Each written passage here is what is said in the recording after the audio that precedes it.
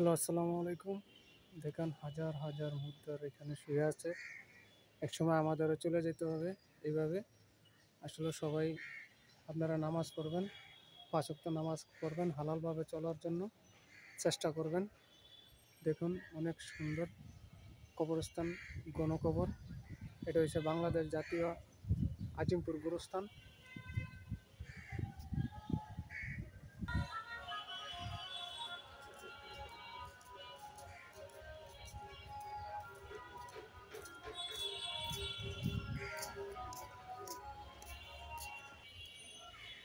Hello, আসসালামু আলাইকুম। আমি আজিমপুর গুরুস্থানে আছি।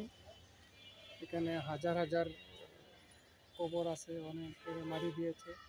আসলে সবাই ভালোভাবে চলার জন্য চেষ্টা করবেন। অনেক সুন্দর একটা জায়গা। সবাই একসময় এভাবে চলে যেতে হবে। এই যে দেখুন, এখানে স্থায়ী অস্থায়ী অনেক কবর আছে। যেগুলো পাকা করে উঠেছে এগুলো হচ্ছে স্থায়ী, যেগুলো হচ্ছে ওই যে পাকা ছাড়া ওগুলো হচ্ছে অস্থায়ী। প্রতিদিন ৪টা ৫টা ১০টা করে এখানে মানুষ মুদ্রার মাড়ি দিতে আছে। আশা করি আপনারা ৫ ওয়াক্ত নামাজ পড়বেন, হালালভাবে চলার জন্য চেষ্টা করবেন। ভালোভাবে চলবেন। একসময় কবরস্থানে আসলে বোঝা যায় আসলে দুনিয়াটা কী জিনিস। সবাই এইভাবে চলে যেতে হবে। ৩.৫ হাত মাটি আর ৩.৫ হাত সাদা কাপড় নিয়ে যাবে না, টাকা পয়সা ধন দৌলত কোনো কিছু।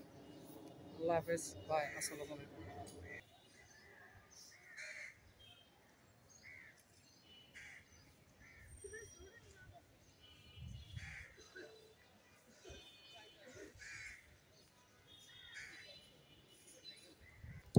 এখানে পাশেই রয়েছে সরকারি সচিবালয়ের ৩য় শ্রেণী ৪র্থ শ্রেণীর স্টাফদের এই যে বড় বড় বিল্ডিংগুলো।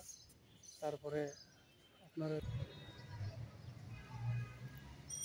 কবরস্থানের পাশেই রয়েছে বড় অনেক সুন্দর একটা মসজিদ।